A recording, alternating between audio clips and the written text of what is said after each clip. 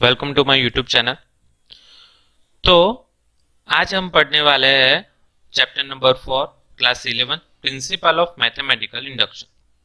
ठीक है। सबसे पहले हम उसका कॉन्सेप्ट पढ़ लेते हैं कि एक्चुअली क्या होता है प्रिंसिपल ऑफ मैथमेटिकल इंडक्शन और उसकी जरूरत क्या पड़ी। तो मैं आपको बहुत सिंपल सी लैंग्वेज में एक चीज समझा रहा हूं अभी, बहुत ही सिंपल सी लैंग्वेज में, कि सपोज कोई कंपनी होती है। ठीक है। कंपनी अगर कोई प्रोडक्ट को प्रोड्यूस करती है, ठीक है, या फिर डिजाइन करती है, फिर क्या करेगी वो, उसने जो भी कोई प्रोडक्ट है वो डिजाइन कर ली। आप जनरली किसका भी एग्जांपल ले सकते हो, वो उन्होंने प्रोड्यूस कर ली। फिर उसके ऊपर क्या करेगा, ट्रायल करेगा। क्या ट्रायल करेगा, आप कोई एक कार का एग्जांपल ले लो कि कोई एक चलो कार आपने बना ली नए इंजन के साथ। फिर क्या करोगे, ट्रायल करोगे। कैसे कैसे ट्रायल करोगे कि चलो कितनी स्पीड आ रही है, कैसे ब्रेक लगेगी, ये कितने टाइम तक चलेगी, कितनी एवरेज देगी, वगैरह वगैरह, है ना। ये सारी आप ट्रायल करोगे, उसके बाद फिर कस्टमर तक जाती है। ये सिंपल सी बात आप समझ रहे हो। ओके। तो अब मैं अगर प्योर लैंग्वेज में बोलूं तो कोई मैथमेटिशियन, ठीक है, या फिर कोई साइंटिस्ट, आप समझ लो कि कोई एक इक्वेशन बनाता है। ठीक है। जो भी आपने जितने भी साइंटिस्ट के नाम सुने हैं वो सब कुछ ऐसे ही होता है, वो मैं आपको प्रोसेस बता रहा हूँ। कोई भी नया इक्वेशन या नया कॉन्सेप्ट या फिर कुछ भी जनरेट करता है तो फिर वो सब लोग ऐसे तो नहीं मान लेंगे, है ना। कितनी सारी कंडीशन लगाएंगे, तो फिर क्या करेंगे, वो ट्रायल करेंगे। ट्रायल दैट मीन्स चेक करेंगे, वन टाइप्स ऑफ, कि चलो वो सही है या नहीं, उसने जैसे जैसे बोला है वो सब हम अप्लाई करते हैं तो वो सही आता है नहीं। वो अगर सही हो जाए तभी वो कंसीडर होता है कि हाँ चलो भाई ये इक्वेशन राइट है। हमें काफी सारे ऐसे इक्वेशन पता है। आप समझे मेरी बात। तो ये जो ट्रायल वाली बात है अभी आप वो करने वाले हो, उसको बोलते हैं प्रिंसिपल ऑफ मैथमेटिकल इंडक्शन। क्या करते हो कि चलो कोई एक इक्वेशन बन गया, तो ये चैप्टर में जो इक्वेशन बना है वो equation n belongs to n के लिए, मतलब सारे नेचुरल नंबर के लिए बना है। ठीक है। वो हमें प्रूव करना है कि हाँ वो नेचुरल नंबर के लिए सही है या नहीं। तो पहले ये कंसेप्ट आपने समझ लिया कि आपको करना क्या है, आपको चेक करना है कि वो इक्वेशन सही है या नहीं। ये सिर्फ समझाने की बात है। अब मैं यहाँ पे आपको समझा रहा हूं कि एक्चुअली मैं जो बोला वो क्या बोला, वो मैं यहाँ पे आपको समझा रहा हूं। सपोज ये हमारे पास एक इक्वेशन है कि आप 1+2+3+4+ अप टू n तक करेंगे तो सभी का सम n+1 डिवाइड बाई 2 होगा। आप ऐसा मान लो कि कोई एक साइंटिस्ट ने ऐसा बोल दिया कि इसका सम ऐसा होगा। फिर आप क्या बोलोगे, सर ऐसा थोड़ी होता है, सर हम कैसे मान ले। तो आप लोग क्या करोगे, सर एक काम करते हैं, चलो n=1 लेके चेक करता है, 2 लेके चेक करता है ना, क्योंकि ये किसके लिए है बेटा, n बिलोंग्स टू n के लिए है। ये जितने भी n है, ये जो फंक्शन n का है वो n क्या है, n बिलोंग्स टू n, मतलब नेचुरल नंबर में से हमें लेना है। नेचुरल नंबर स्टार्ट होता है 1 से, सिंपल। तो अब हम क्या करेंगे, लेट्स n=1। n=1 का मतलब क्या होता है, ये LHS ले लो आप और RHS ले लो। ये है आपका LHS और ये है आपका RHS। चलो LHS 1 लिया, उसका मतलब क्या है, फर्स्ट टर्म, तो मतलब 1। ओके। चलो RHS लो, तो RHS में n=1 पुट करो, तो 1 divide by 2, that means 1 into 2 divide by 2 = 1। तो देखो सही आया 1 के लिए, हाँ 1 के लिए आपका LHS RHS हो गया है, कोई इश्यू नहीं है। चलो अब क्या करो, n=2 करो, LHS लो। n=2 मतलब फर्स्ट 2 टर्म का सम, है ना, क्योंकि यहाँ पे सम है तो फर्स्ट 2 टर्म, दैट मीन्स 1+2 = 3। चलो सेम प्रोसीजर RHS के साथ करो। n= कितना यहाँ पे पुट करोगे, 2, तो 2+1 डिवाइड बाई 2, ये 2 कैंसल, आंसर इज 3। तो फिर से ये प्रूव हो गया LHS RHS। चलो n=3 लो, LHS is equal to 1 plus 2 plus 3 is equal to 6 और RHS पुट करो, n इज इक्वल टू कितना लोगे आप 3, तो 3 प्लस 1 डिवाइड बाय 2, तो 3 इंटू 4 डिवाइड बाय 2, 2 कैंसल, 3 2 जा 6, तो देखो ये भी आ गया। तो आप ऐसे ऐसे करते जाओगे और सभी के लिए चेक करोगे तभी इसको राइट बोलोगे। ये हमारी प्रोसेस है, ठीक है। आप 1 2 3 4 अप टू सब कुछ चेक करोगे और ये सभी के लिए राइट आएगा तभी ये इक्वेशन राइट कहलाएगा। अब बात करते हैं ये चैप्टर में प्रिंसिपल ऑफ मैथमेटिकल इंडक्शन।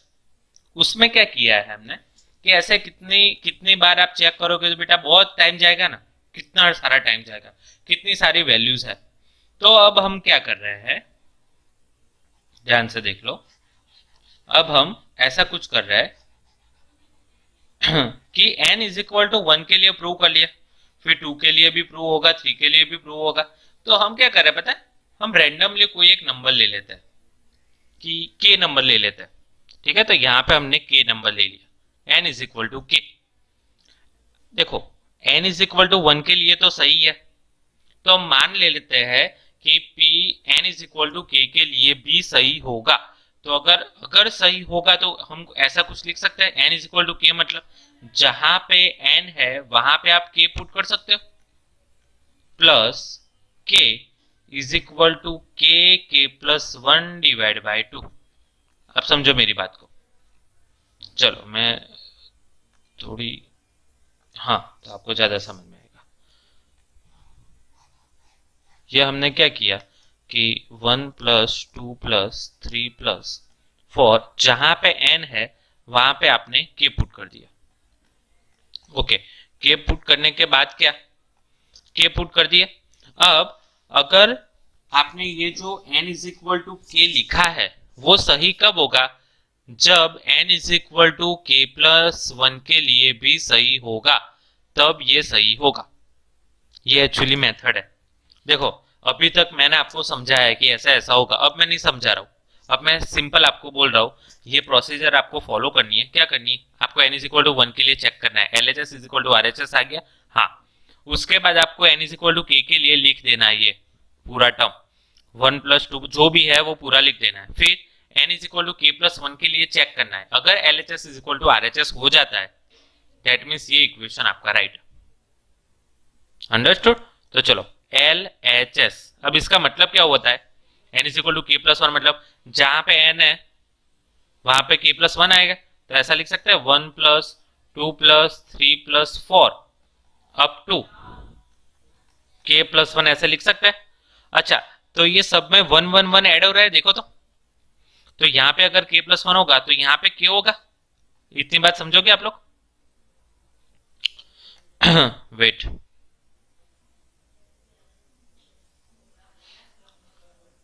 ठीक है, जहां पे n होगा वहां पे k प्लस 1 होगा।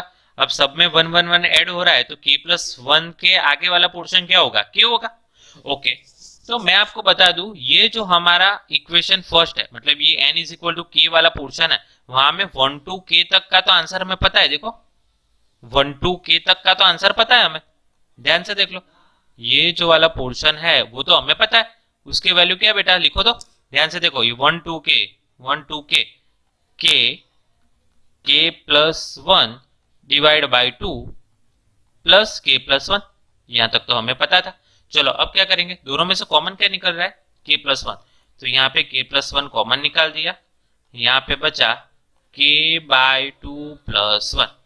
ओके चलो यहाँ पे एलसीएम लो, k प्लस 1 यहाँ पे k plus 2 and divide by 2, लिख दिया ऐसा।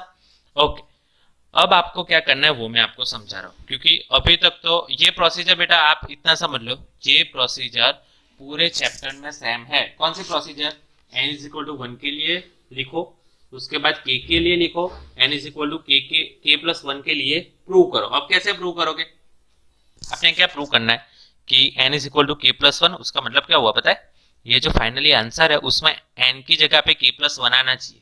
तो देखो मैं इसको ऐसे लिख सकता हूँ, ये k plus 1 as it is, मुझे k प्लस 1 के टर्म में लिखना है, तो ये मैं k प्लस 2 को ऐसे लिख सकता हूँ, k plus 1 plus 1, and divide by 2। क्यों ऐसे किया? क्योंकि मुझे ऐसा कुछ दिखना चाहिए, देखो ये वाला पोर्शन दिखना चाहिए।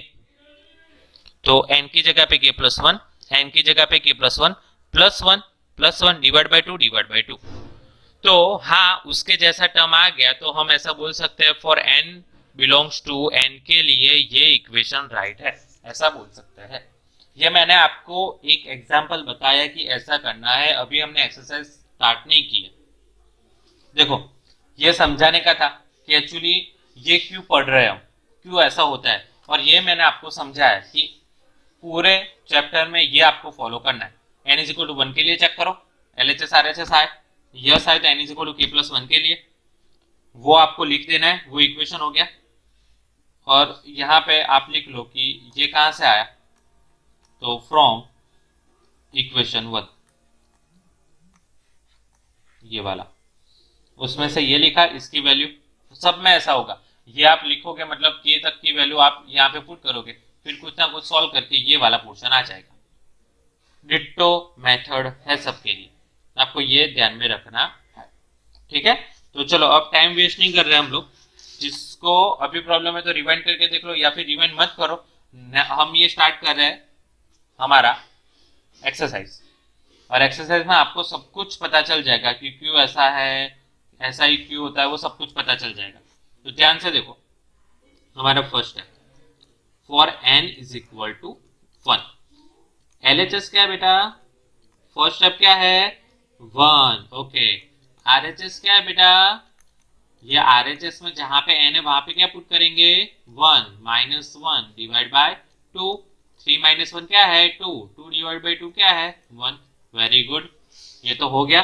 तो हम ऐसा बोल सकते हैं कि LHS is equal to RHS हो गया, that means P of n is right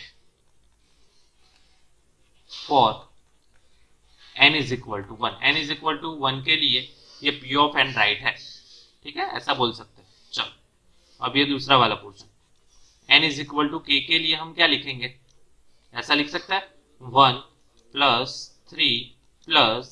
3 square up to 3 raise to k minus 1 is equal to 3 raise to k minus 1 divide by 2। देख लो यहाँ पे हमने जहां पे n है वहां पे k पुट कर दिया। ये बात क्लियर है आप लोगों की? ओके, अगर क्लियर है तो क्लियर ही रहेगी।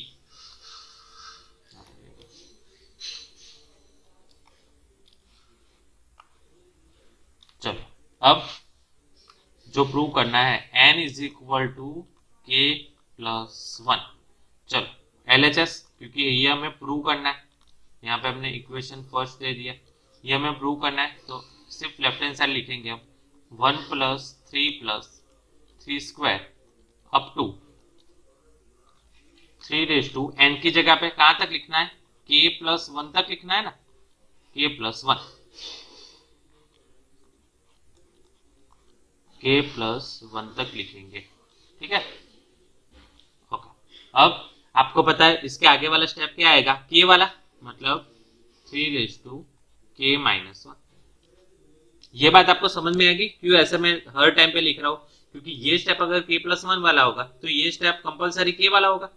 ओके, चलो ये स्टेप पता चल गया आपको।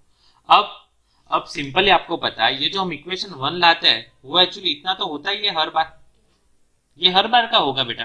तो ये वाला जो पोर्शन है वो उसकी जगह पे हम ये लिख सकते हैं, तो यहाँ पे हमने ये लिख लिया 3 raise to k minus 1 divide by 2 plus यहाँ पे 3 raise to k plus 1 minus 1 cancel, तो यहाँ पे 3 रेज टू k लिख सकता हूँ, और यहाँ पे ब्रैकेट में लिखेंगे बिकॉज ऑफ इक्वेशन 1 हमने वो प्रूव पुट किया, मतलब ठीक है। चलो इसको सॉल्व करेंगे, कैसे करेंगे, यहाँ पे 3 raise to k as it is, यहाँ पे माइनस 1 प्लस 2 से मल्टीप्लाई करेंगे तो 2 times 3 raise to k upon 2।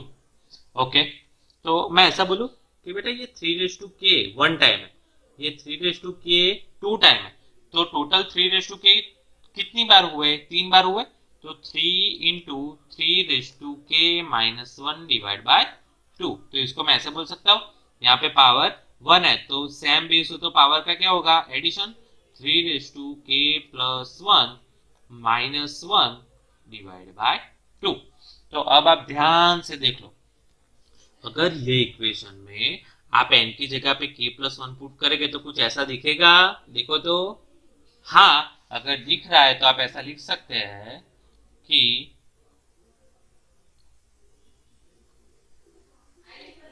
for n is equal to k+1, p of n is right. Therefore, p of n is right for all x belongs to n. Sorry, all n belongs to n, क्योंकि यहाँ पे p of n लिया है, by principle of mathematical induction।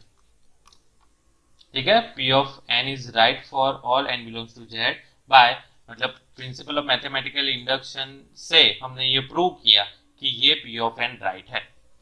सब में बेटा यही procedure करनी है, कुछ नया है नहीं, ये इतना सिंपल सा चैप्टर है।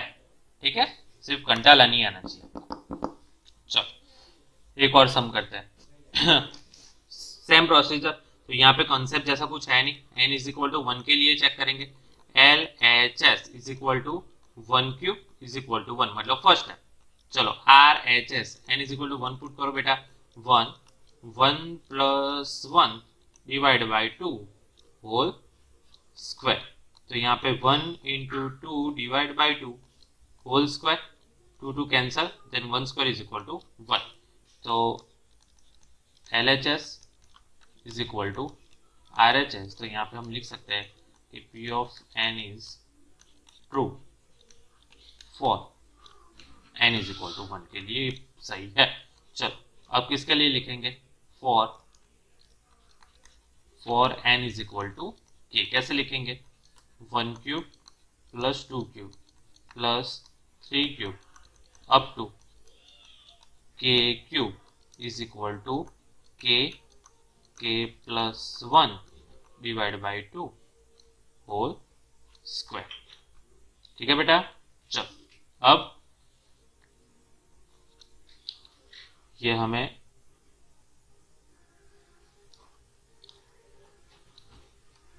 हम बोल देते हैं इक्वेशन फर्स्ट। चलो अब किसके लिए चेक करोगे आप, n is equal to k+1, तो LHS ले लो। तो हर बार की तरह यहाँ पे 1 cube plus 2 cube plus 3 cube plus, हमें k+1 तक जाना है तो पहले k आएगा फिर k+1 आएगा बेटा, ये आपको बहुत अच्छे से पता है।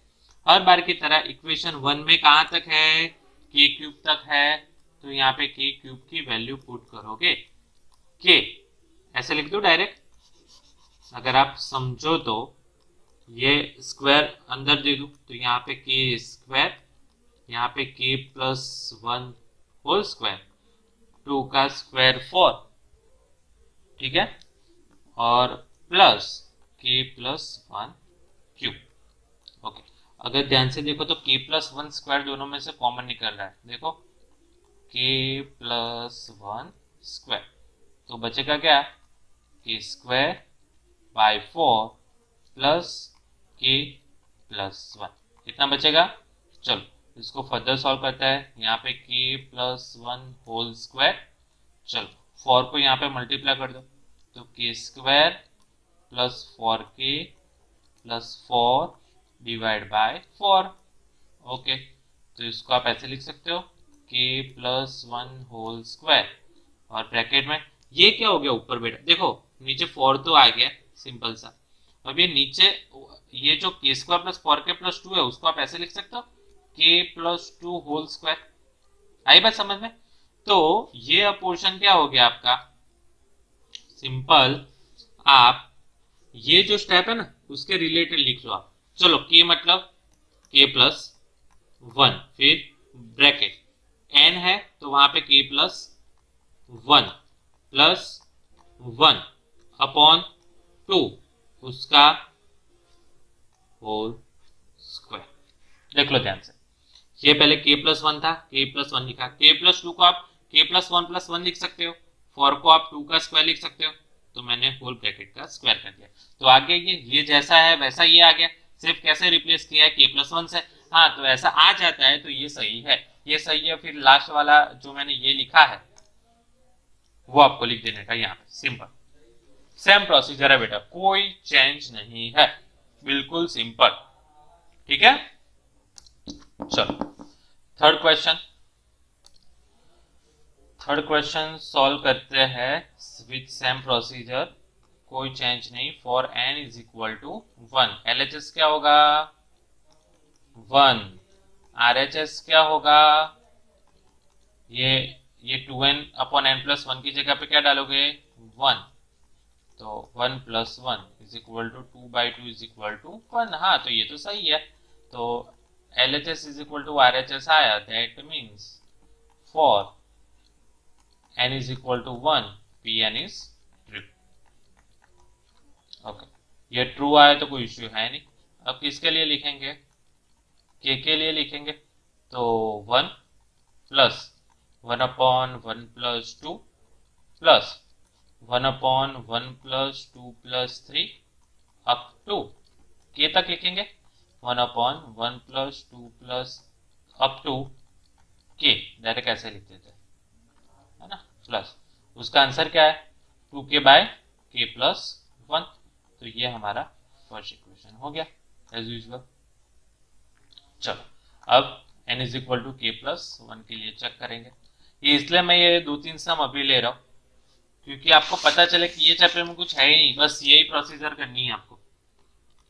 तो LHS में क्या लिखोगे आप 1 प्लस 1+2 प्लस, यहाँ पे मैं थोड़ी जगह छोड़ के क्योंकि 2 स्टेप लिखना है अभी, तो 1+2 प्लस k तक लिखोगे ना बेटा, है ना, k तक। चलो उसके बाद लास्ट स्टेप क्या आएगा, हमें कहाँ तक जाना है n मतलब, और ये n क्या है k+1, तो लास्ट स्टेप में लिखोगे 1+2 प्लस अप टू k+k+1। ठीक है, तो ये आपको कहाँ तक इसकी वैल्यू पता है, देखो तो k तक, मतलब k तक सम होता है वो वाली वैल्यू पता है, यहाँ से यहाँ तक। ठीक है, तो वो वैल्यू पुट कर दो फ्रॉम इक्वेशन फर्स्ट। यहाँ पे मैं 2k डिवाइड बाय k+1 लिख सकता, ओके, कोई इश्यू नहीं है। चलो उसके बाद इसका क्या करेंगे, यहाँ पे क्या है 1+2+3+4 प्लस अप टू k+1 तक है, तो उसका आपको आता है। तो देखो ध्यान से, मैंने यहाँ पे जो फर्स्ट एग्जांपल लिया था, जो आपको बताया था कि ऐसे यूज होता है, तो ये वैसा ही है ना बेटा। देखो 1+2+3 मतलब सब में 1 1 1 ऐड हो रहा है, तो n तक जा रहा है, तो उसका सम क्या होगा n+1 डिवाइड बाई 2। तो यहाँ पे हम ऐसा कुछ कर सकते हैं, ओके। तो मैं यहाँ पे कर रहा हूँ, ये 1+2+3 अप टू n है, तो n+1 डिवाइड बाई 2 लिख सकते हो, वो हमने अभी देखा, प्रूव भी किया। तो ये 1+2+3 अप टू k+1 है, उसका मतलब क्या हुआ, n को आप k+1 से रिप्लेस करोगे, तो आंसर क्या आता है, चलो k+1, यहाँ पे n की जगह पे k+1 डालोगे तो k+1+1 k+2 and divide by 2 ऐसा होगा।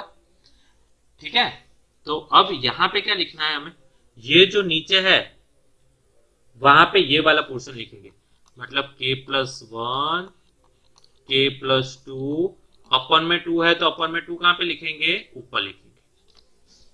इतनी बात क्लियर है बेटा सभी को, है ना, ये बात समझ में आई। मैंने फुल प्रूफ आपको बताया कि ये कहां से आया, और डिनोमिनेटर में इसलिए ऐसे लिखा। ठीक है, चलो बैक टू पवेलियन। अब जो कॉमन निकाल रहे हैं वो पहले निकाल देते हैं, ठीक है, फिर बाद में कुछ प्रॉब्लम ना हो। तो 2 पहले कॉमन निकलेगा दो में से, अपन में k+1 भी निकल रहा है, तो k+1 भी निकाल देते हैं। यहाँ पे क्या बचेगा, k बचेगा, अकेला k। यहाँ पे क्या बचेगा 1/k+2 बचेगा। ठीक है, ओके। चलो तो यहाँ पे मैं 2/k+1, अंदर अगर क्रॉस मल्टीप्लाई होगा तो मैं ऐसे लिख सकता हूँ कि k² + 2k + 1 अपॉन के प्लस 2। क्लियर है इतना? क्रॉस मल्टीप्लाई किया मैंने, ओके। तो यहाँ पे 2, फिर ये क्या है के स्क्वायर प्लस 2k, के स्क्वायर प्लस 2k प्लस 1 को मैं ऐसे लिख सकता हूँ k प्लस 1 होल स्क्वायर, है ना। चलो नीचे क्या है k प्लस 1, ये क्या है k प्लस 2। तो अगर आप ध्यान से देखो तो एक k प्लस 1 एक k प्लस 1 निकल जाएगा, तो यहाँ पे क्या बचेगा, मैं यहाँ पे लिख देता हूँ, यहाँ पे क्या बचेगा 2 टाइम्स k प्लस 1 अपॉन के प्लस 2। तो लास्ट में आपको बेटा क्या करना है, जैसा मैंने आपको सिखाया है कि लास्ट में क्या करो, ये जो टर्म है उसके जैसा लिखने का ट्राई करो। तो 2 के की जगह पे के प्लस 1 अपॉन एन प्लस 1, तो मतलब के प्लस 1 प्लस 1, तो वैसे तो के प्लस 2 ही हुआ, लेकिन ऐसे टर्म में लिखोगे तो जो एग्जामिनेशन वाला है उनको पता चल जाएगा कि हाँ उसने वैसे ही टर्म में ला दिया 2 इंटू एन, एन मतलब के प्लस 1 अपॉन एन प्लस 1 मतलब के प्लस 1 प्लस 1। तो ये हो गया आपका आरएचएस। ये अगर हो जाता है तो सिंपल लास्ट में जो वाली लाइन है, by the principle of mathematical induction p of n is right for all n belongs to z, सभी नेचुरल नंबर के लिए by principle of mathematical induction ये पूरा जो pn है वो राइट है। क्लियर है? तो बेटा सबसे पहले कॉन्सेप्ट पढ़ा, एक आपको एग्जांपल मैंने बताया, क्या हुआ, एक मैंने यहाँ पे एग्जांपल आपको बताया कि ऐसे बेटा सॉल्व होता है, और वो पीछे काम में आया इसलिए स्पेशली ये एग्जांपल लिया। उसके बाद एक्सरसाइज स्टार्ट कर दी, उसमें first question very simple, second question में आपको पता चला कि ऐसे सॉल्व करता है, एंड थर्ड क्वेश्चन को सब्स्टिट्यूट करते हैं आगे सॉल्व करते हैं, वो भी आपको पता चल। ठीक है, तो बेटा ये इंट्रोडक्शन वीडियो था, उसमें फर्स्ट 3 सम हमने पढ़ा है, और आगे आगे जैसे हमें पढ़ाते जाऊंगा वैसे मैं वीडियो बना के आपको भेजता जाऊंगा। ठीक है बेटा, चलो तो सब लोग जैसे कि डिस्कस हुआ है सब लोग कमेंट करेंगे, ठीक है, लाइक करो शेयर करो, ठीक है, हम मिलते हैं नेक्स्ट वीडियो में। Thank you.